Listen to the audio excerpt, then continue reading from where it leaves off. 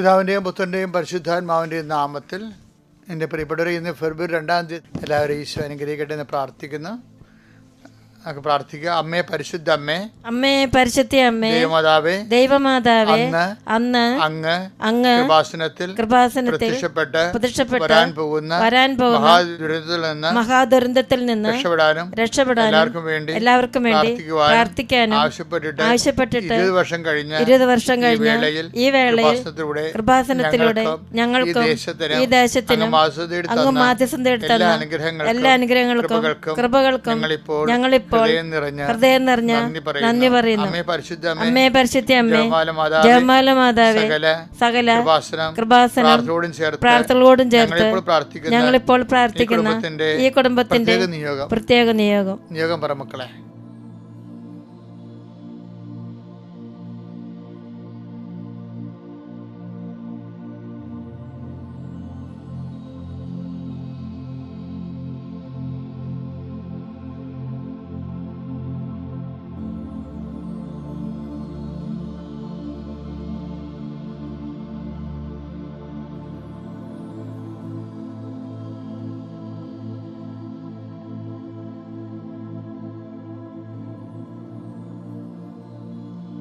അമ്മയുടെ പ്രത്യക്ഷീകരണത്തിന്റെ ഈ ദോദശക വേളയിൽ ഞങ്ങൾക്ക് സാധിച്ചു തരുവാൻ കനിയണമേ.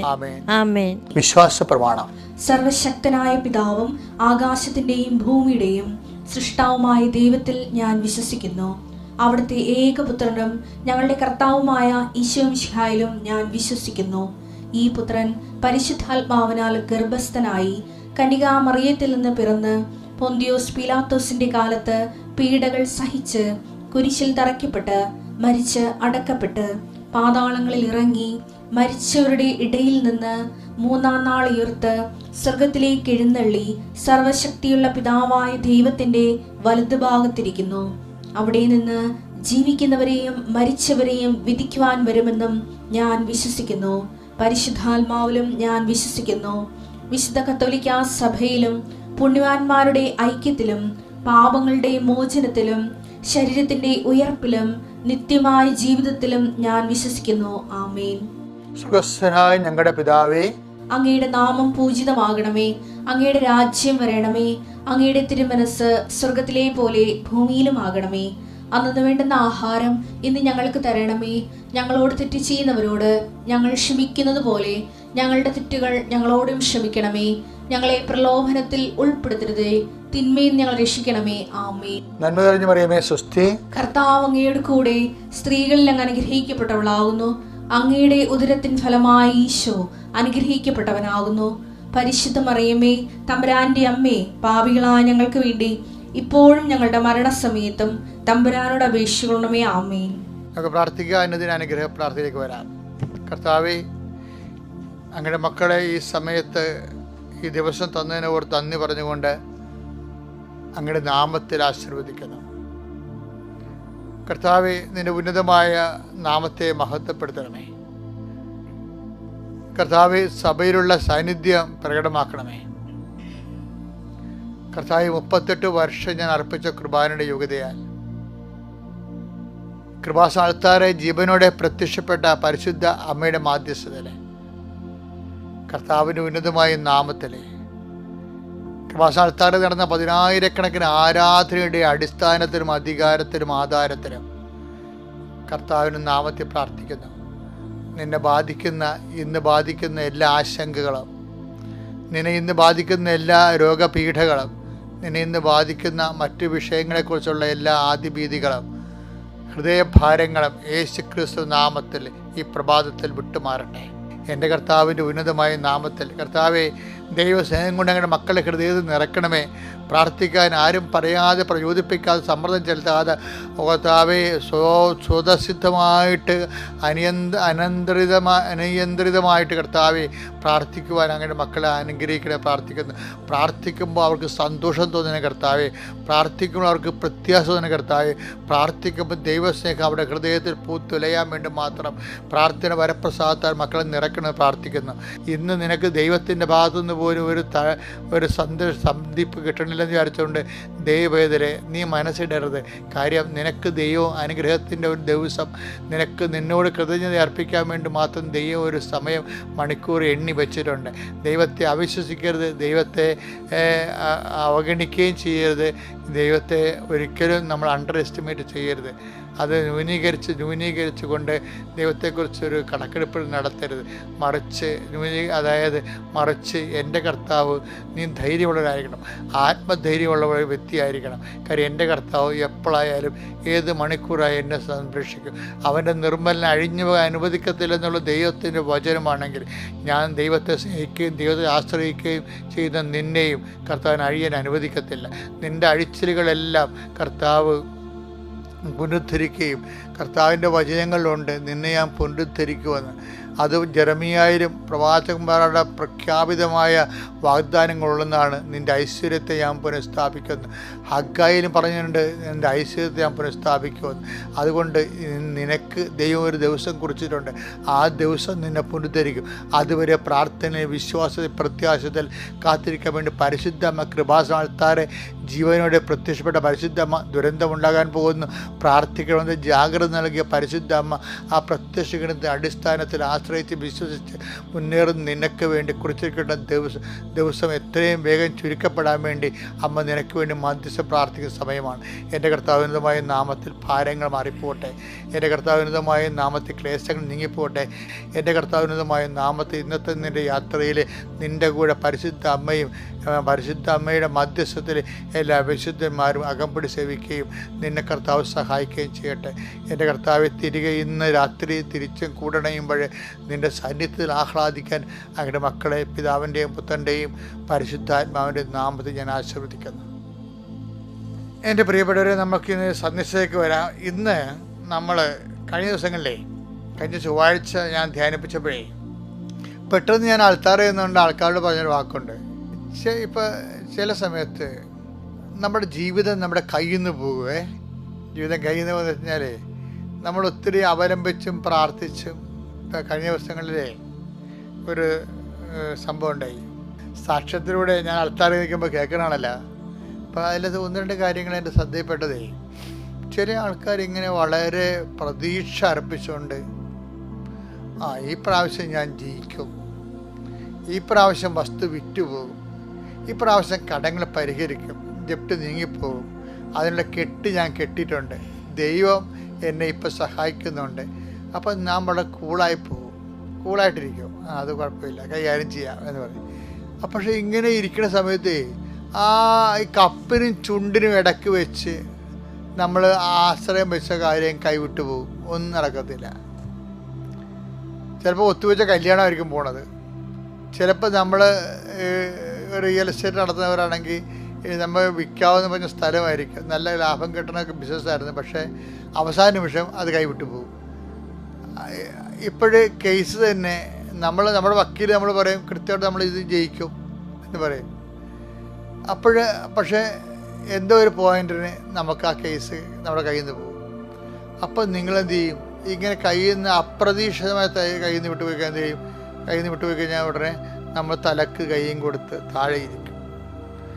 എന്തുമാത്രം ഞാൻ പ്രാർത്ഥിച്ചതാണോ, എന്തുമാത്രം ഞാൻ തിരികെത്തിച്ചതാണോ. ചില പറയും ഞാൻ എല്ലാ ദൈവങ്ങളെയും വിളിച്ച് ഞാൻ ഇനി ഒരു പ്രാർത്ഥനയ്ക്കും ഇല്ല എന്നൊക്കെ പറഞ്ഞു. നിങ്ങളിങ്ങനെ വർത്തമാനമൊന്നും പറയരുത് കേട്ടാ. വിവരമില്ലാത്തത് കൊണ്ടും വികാരജീവി ആയതുകൊണ്ടുമാണ് അങ്ങനെയൊക്കെ പറയണമെന്ന് ദൈവത്തിന് അറിയാം. ദൈവം നിങ്ങൾ ക്ഷമിക്കട്ടെ. പക്ഷെ അതല്ല പ്രശ്നം. അതായത് ഇങ്ങനെയുള്ള സാധനങ്ങളെ സംഭവിക്കുമ്പോൾ ഓർക്കേണ്ടത് വെച്ചാൽ നമ്മുടെ മെരിറ്റ് പോയെന്നേ അതിൻ്റെ അർത്ഥമുള്ളൂ. പിടിയിട്ടില്ലേ? അപ്പം നമ്മുടെ കൈപ്പിടിയിൽ നിന്ന്, നമ്മുടെ കൺട്രോളിൽ നിന്ന് കയ്യിൽ എത്തിപ്പിടിക്കാൻ പറ്റിയ സാധനം കയ്യിൽ നിന്ന് വിട്ടു പോകുമ്പോൾ അത് പരീക്ഷയാകാം, ചിലപ്പോൾ ജോലി ആകാം, ചിലപ്പോൾ പ്രൊമോഷനാകാം, ചിലപ്പോൾ നിങ്ങൾക്കൊരു കിട്ടുന്ന അംഗീകാരമാകാം, സമ്മാനമാകാം, ചിലപ്പോൾ ഒരു അര പോയിൻ്റൊക്കെ വിട്ടുപോകും. അപ്പോൾ അതിൻ്റെ അർത്ഥം എന്തതിൻ്റെ അർത്ഥം വെച്ചാൽ അങ്ങനെ പോകുമ്പോൾ അതിൻ്റെ അർത്ഥം എല്ലാം പോയി എന്നും പറഞ്ഞ് നിങ്ങൾ ജീവിതം തീർന്നതെന്നും പറഞ്ഞുകൊണ്ട് നിങ്ങൾ വിവരമില്ലാത്ത മനുഷ്യരെ പോലെ തലയും കൈ കൊടുത്തിട്ട് ഇനി ഞാൻ പ്രാർത്ഥിക്കലെന്നൊന്നും പറയരുത്. അത് ഒരു പ്രാവശ്യം പറഞ്ഞാൽ 9 പ്രാവശ്യം പറഞ്ഞുകൊണ്ട് ദൈവം എഴുതി വെക്കണത് എന്ന് വെച്ചാൽ നീ ദൈവത്തിനെ അടിസ്ഥാനപ്പെടുത്തിയല്ല അത് പറയണത്. അപ്പോൾ എന്താ ചെയ്യേണ്ടതെന്ന് വെച്ച് കഴിഞ്ഞാൽ നീ മനസ്സിലൊക്കെ അതിന് ഈ പരിശുദ്ധാത്മ വേണം എന്ന് ഈശോ പറയുന്ന കാര്യം നിന്നെ സഹായിക്കാനുണ്ട്. ആൾക്കാരെ സഹായിക്കാനില്ലാത്തപ്പോഴാണ് ഇതുപോലെയൊക്കെയുള്ള വെട്ടിവർത്താനൊക്കെ പറയണത്. അപ്പോൾ പരിശുദ്ധാത്മാവ് കുറവാണെന്ന് മാത്രമേ ഉള്ളൂ. അപ്പം നീ പശ്ചാത്താപിച്ചാൽ മതി. പരിശുദ്ധാത്മാവ് കിട്ടാനുള്ള ആദ്യ വഴി എന്ന പശ്ചാത്താപമല്ലേ. നടപടി 2:30 എന്താ പറയണത്? നിങ്ങൾ പശ്ചാത്താപിക്കുക. പരിശുദ്ധാത്മാവ് സഹായം കിട്ടണില്ല, വിടുവർത്താനം പറഞ്ഞു പോയി എന്ന് നമുക്ക് ഉടനെ വേണ്ട പരിശുദ്ധാത്മാവിനാണ് സഹായകൻ. ഈ യോഹന്നാൻ്റെ സുവിശേഷം 15:26 ഞാൻ പിതാവിൻ്റെ അടുത്ത് നിന്ന് അയക്കുന്ന സഹായകൻ, പിതാവിൽ നിന്ന് പുറപ്പെടുന്ന ആ സത്യാത്മാവ് വരുമ്പോൾ അവൻ എന്നെക്കുറിച്ച് സാക്ഷ്യം നൽകുക. അപ്പോൾ പരിശുദ്ധാത്മാവിനെ യോഹന്നാൻ 15:26 സഹായൻ എന്നാണ് വിളിക്കണത്. ഈ സഹായകൻ ഉണ്ടെങ്കിൽ നീ ദൈവത്തെ അപ്പം തന്നെ ഞാൻ ഇനി പ്രാർത്ഥിക്കണില്ലെന്നൊന്നും പറയത്തില്ല. ഞാൻ ഇനി പ്രാർത്ഥിക്കണില്ല, ഞാൻ എല്ലാ ദൈവങ്ങളെ വിളിച്ചെന്നൊക്കെ പറയണത് സഹായകൻ ഇല്ലാത്തത് കൊണ്ടാണ്. അപ്പം അതിന് സഹായനെ കിട്ടാൻ എന്താ ചെയ്യേണ്ടത്? അത് 2:38 വർക്ക് ചെയ്താൽ മതി. എന്താണ് നടപടി പുസ്തകം എന്താണ് പറയണത്? നിങ്ങൾ പശ്ചാത്തപിക്കുവിൻ, പാപമോചനായി യേശുക്രിസ്തു നാമം സ്നാനം വിളിക്കുവിൻ. ഇപ്പം നിങ്ങൾ ഏറ്റിരിക്കുന്ന ഈ സഹനമില്ലേ, സഹനം, അത് യേശുക്രിസ്തു നാമത്തിലാക്കി കഴിഞ്ഞാൽ അത് സ്നാനമായി മാറും.